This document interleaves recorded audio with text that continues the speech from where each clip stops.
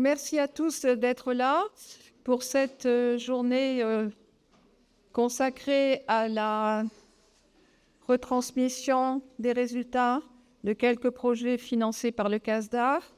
Donc, on a jugé, pardonnez-moi, avec le comité de pilotage et le ministère de l'Agriculture et de la Souveraineté alimentaire, le comité de pilotage de consacrer cette journée à l'agroécologie et aux 10 ans de la... Fêter un peu les 10 ans de la loi qui a été mise en place par Stéphane Le Foll en 2014. Donc, le programme de cette journée, donc on a une petite introduction faite par Cyril Cao, qui est un des directeurs de la DGER, si je ne me trompe pas, du ministère de l'Agriculture et de la Souveraineté alimentaire, et Xavier Rebout, qui est un chargé de mission de la direction scientifique agriculture et qui se consacre, je dirais, à l'étude et aux études diverses concernant les impacts et la réglementation des pesticides. Ensuite, nous aurons une session qui va débuter, une séance introductive faite par Christophe David, qui va nous faire un petit historique pendant 40 minutes sur l'agroécologie, la recherche, la loi, etc. Et ensuite, nous aurons une session à 10 heures consacrée aux interactions des organismes vivants pour mieux protéger. Une petite pause qui va vous permettre de reprendre un café, de petit déjeuner. Ensuite, quelque chose qui est consacré aux impacts de la haie et sur la biodiversité. Une pause déjeuner dans laquelle vous pourrez discuter entre vous. Une session consacrée à l'autonomie alimentaire pour des élevages résilients et durables. Et une session sur l'agroécologie pour une performance économique, sociale et environnementale.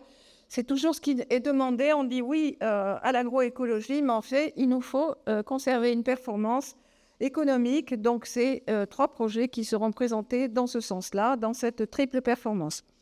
Et puis, quelque chose qui a été développé aussi par le ministère de l'Agriculture, qui est le plan de développement pour une agriculture durable. Et on terminera par une petite conclusion.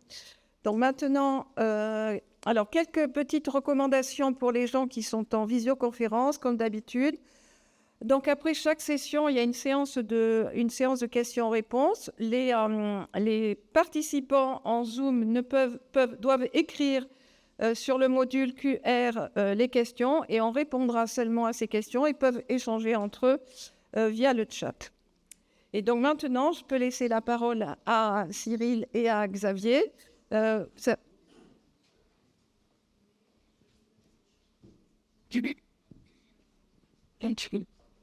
va, je vais mettre ça. Non, je vais m'installer comme ça.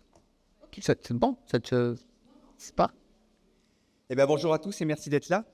Donc, comme l'a dit Véronique, je suis Xavier Rebout, je suis chercheur en agroécologie basé à l'INRAE à Dijon.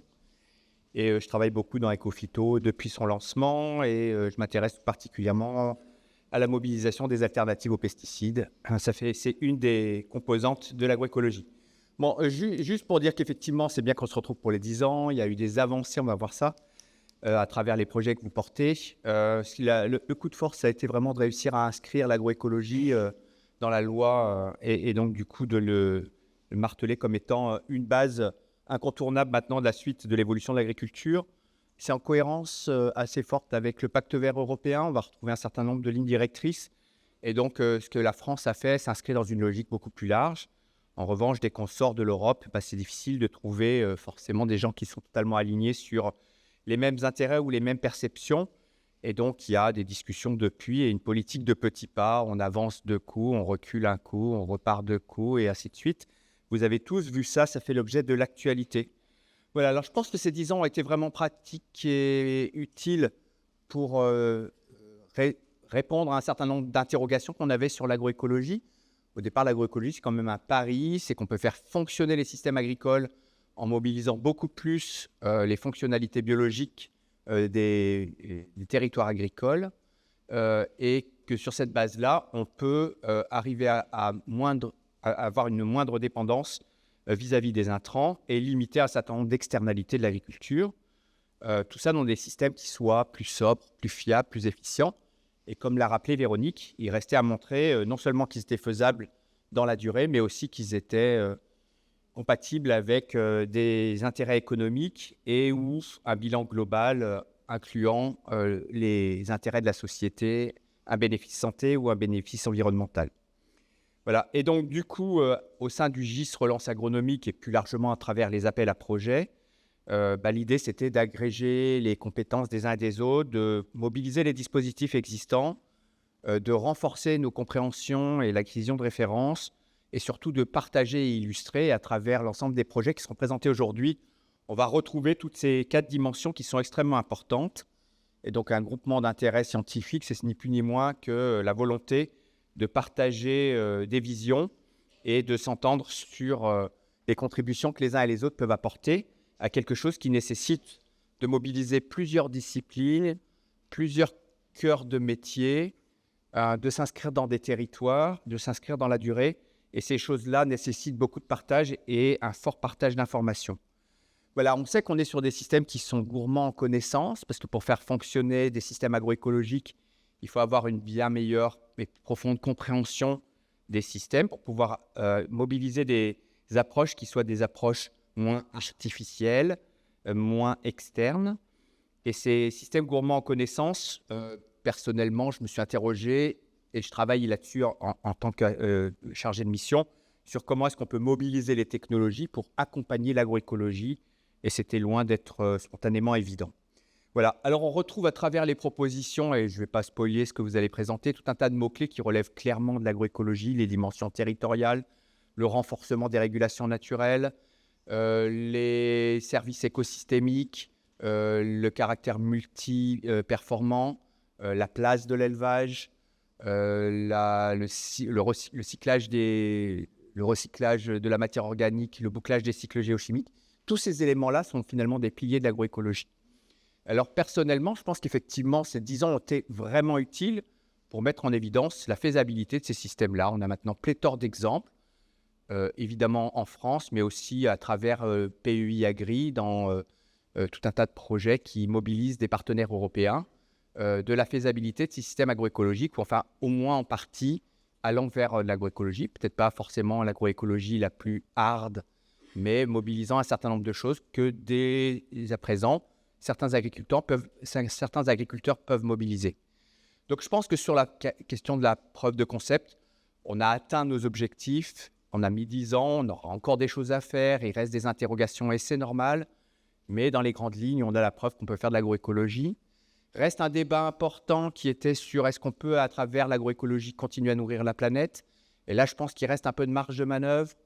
On a évidemment on a pu s'appuyer sur les données de l'agriculture biologique, on a pu travailler avec l'agriculture de conservation des sols, on peut se référer à des systèmes en biodynamie, ainsi de suite. Donc, on dispose d'un certain nombre de références qui montrent que la productivité par unité de surface n'est pas nécessairement de la même ampleur que celle de l'agriculture conventionnelle, mais il reste beaucoup de marge de manœuvre. Je vais prendre juste un exemple. Chaque année, on continue à avoir les mois de août et septembre, qui sont des mois dans lesquels on va faire des couverts végétaux, on va faire un certain nombre de choses. Mais ces mois-là sont ceux qui présentent le meilleur bilan température, bilan radiatif. Et donc, c'est des mois sur lesquels on peut espérer facilement avoir une croissance importante. Et donc, c'est des mois qu'on peut mettre à profit pour faire une deuxième culture, qu'elle soit pour produire des graines ou pour produire autre chose. Et donc, il reste encore énormément de marge de manœuvre pour aller vers 2 cultures dans une saison ou 3 cultures en 2 saisons. Donc, être en mesure de rattraper une partie du déficit de production par culture particulière. Et ça, ces choses-là en méritent encore d'être travaillées et calées si on veut essayer de combler une des critiques faites, qui est de maintenir les capacités productives de l'agriculture pour nourrir la planète et ou couvrir les besoins d'échange avec nos partenaires à l'échelle mondiale. Voilà, donc je ne vais pas en dire plus. Vous, à travers les projets, vous présenterez vos avancées. Merci beaucoup d'avoir mobilisé vos compétences et vos réseaux pour travailler sur ces questions-là. Et je suis sûr que ce sera un grand succès. En tout cas, merci à vous tous d'être ici, présents physiquement et ou avec nous à distance. Voilà.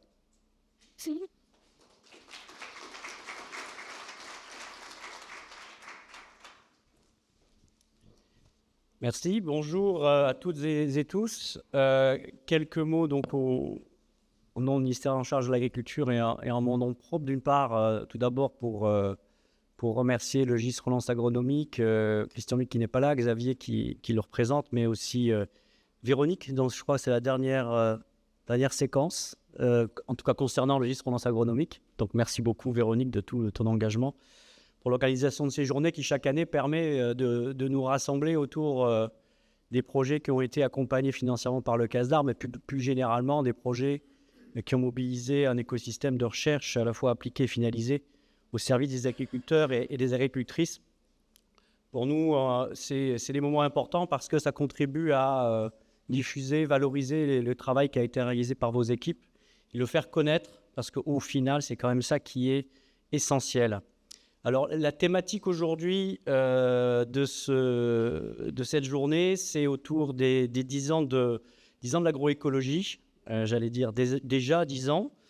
C'est utile de faire un point, de regarder dans le rétro, comme on dit, mais c'est surtout aussi important de remettre en perspective le chemin qui a été parcouru pour pouvoir se projeter sur la suite. Donc, je vais dire quelques mots à ce sujet. Alors, je le fais bien sûr au titre du ministère en charge de l'agriculture et la DGER, mais je le fais aussi en tant que témoin de cette période, ayant eu la chance de pouvoir, à ma mesure et dans les fonctions qui ont été les miennes, contribuer à la définition et à la mise en œuvre de ces orientations, en particulier en matière de recherche. Et les quelques mots que je vais évoquer là, bien sûr, n'engagent que moi. Donc, sans faire un rappel totalement exhaustif de tout ce qui s'est passé depuis 10 ans, et puis de toute façon, Christophe David, qui interviendra beaucoup plus longuement après moi et avec beaucoup plus de talent, vous fera une réanalyse complète de cet objet. Je souhaite d'abord rappeler quelques jalons qui me semblent importants dans cette décade, dans cette décennie. Alors 2014-2024, bien sûr, c'est les 10 ans, c'est l'anniversaire des 10 ans de la loi dite Le Foll, la loi d'avenir de l'agriculture, qui était construite et publiée à cette date-là, en 2014, et qui a inscrit dans le Code rural et de la pêche maritime les grands principes des systèmes de production agroécologique. J'utilise bien les termes exacts de la loi, les systèmes de production agroécologique. Comme socle des politiques publiques du ministère en charge de l'agriculture. Je vous encourage d'ailleurs à relire le livre premier du Code rural, et notamment son deuxième grand paragraphe qui définit ce qu'est l'agroécologie, et au titre, enfin en tout cas dans les termes du Code rural, et les grands objectifs qui sont assignés à l'agriculture dans ce cadre-là. Je vous encourage à le relire tant qu'il n'a pas été trop modifié. En tout cas, c'est ça le socle de nos politiques publiques. Il est aussi important de rappeler, mais je pense que Christophe va le faire là aussi, ce que doit l'agroécologie en tant que concept scientifique. C'est la recherche, et en particulier en France, qui a construit un sillon sur la définition de ce qu'est l'agroécologie. Et c'est un cas de figure qui est assez atypique dans la construction de nos politiques publiques, où finalement une démarche scientifique interdisciplinaire a alimenté une orientation politique et ensuite tout un ensemble de politiques publiques. Donc ça, je pense qu'il faut le souligner et ne pas l'oublier. Alors l'agroécologie, c'est différentes choses. Il y a différentes définitions, comme on dit, de l'agroécologie, mais c'est d'abord des principes de refondation de l'agronomie en mobilisant les services et les ressources des écosystèmes dans une perspective de durabilité de l'agriculture qui assume sa fonction productrice et nourricière. C'est comme ça que c'est défini. Mais ce n'est pas que ça, c'est aussi une façon de travailler et de susciter l'innovation. Xavier l'a évoqué rapidement dans son propos introductif, c'est la logique des pionniers, la logique de l'expérimentation, de création de nouvelles références, de la territorialisation des solutions.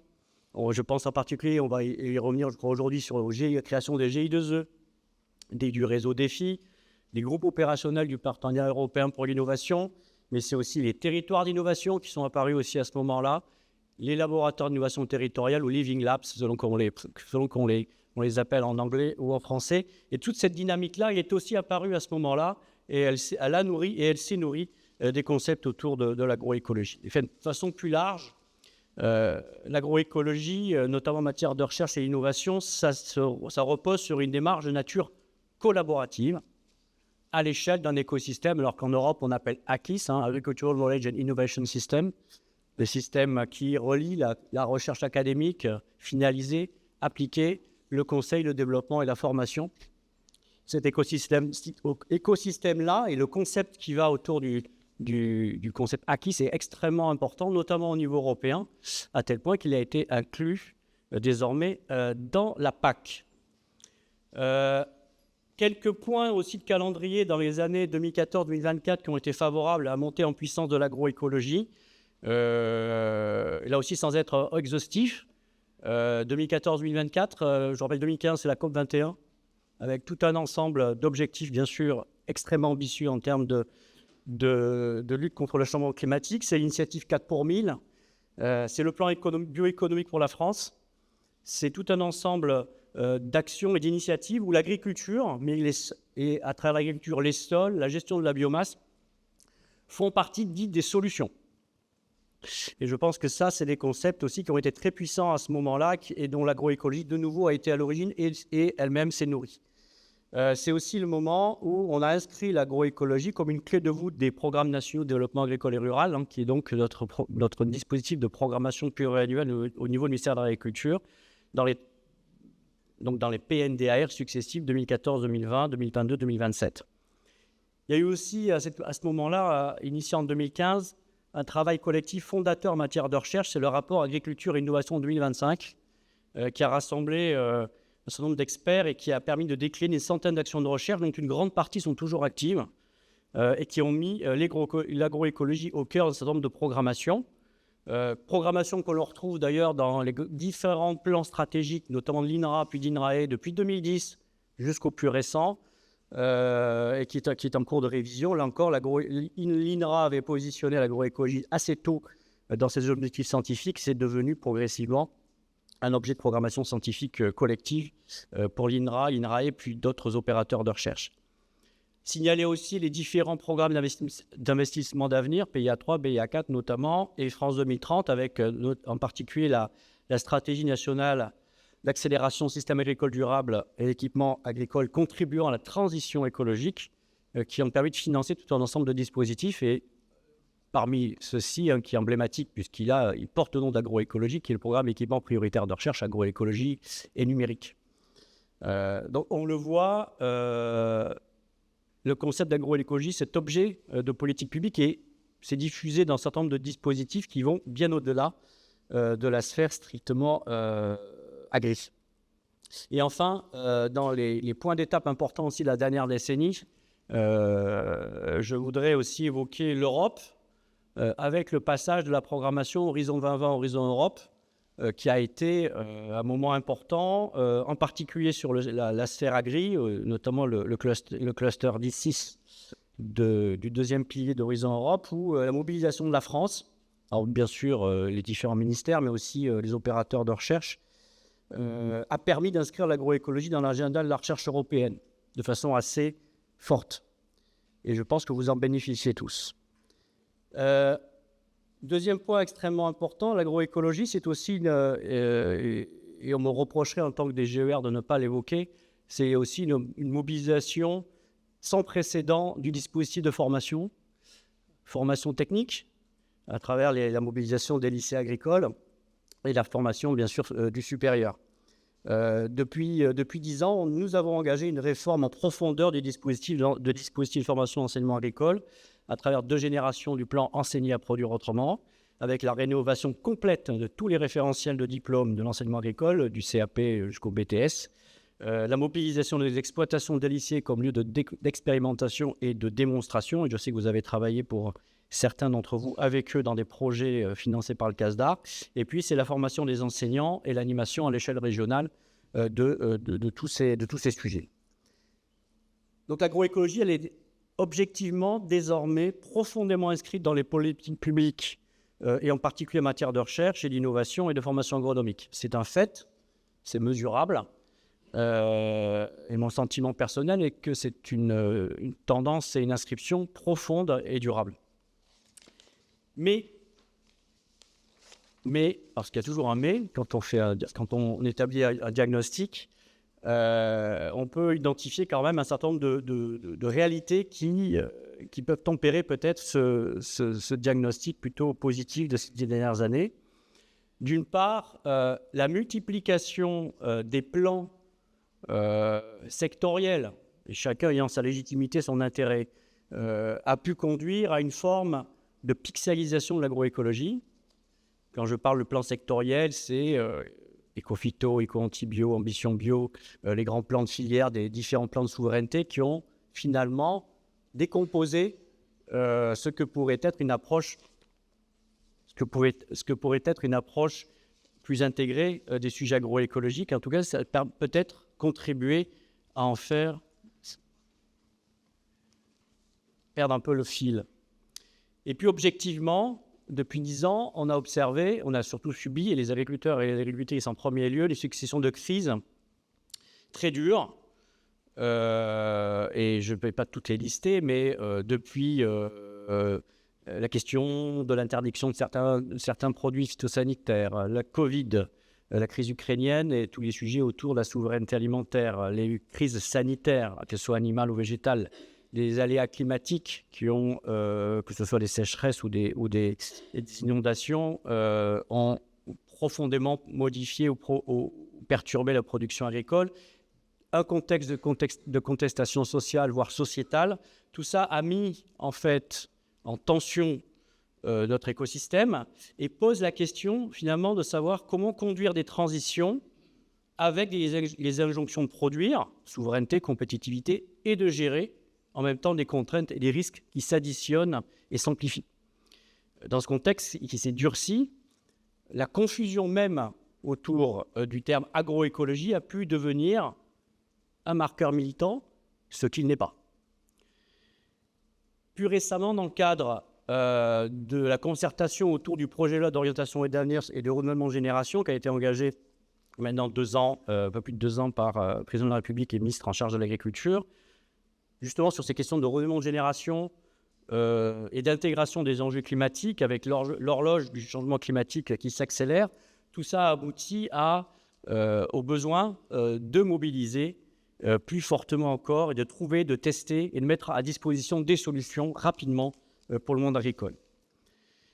Alors pour conclure rapidement ces propos introductifs, peut-être quelques points saillants de mon point de vue. D'une part, on est face, d'un côté, à travers l'agroécologie, à une évolution en profondeur d'un changement de paradigme. Et un changement de paradigme, ça prend du temps. En tout cas, c'est des pas de temps supérieurs à 10 ans. On est aussi dans un temps de crise, de polarisation et d'évolution très rapide. Et là, le pas de temps y est inférieur à l'année. Tout ça introduit une forme de nouvelle donne.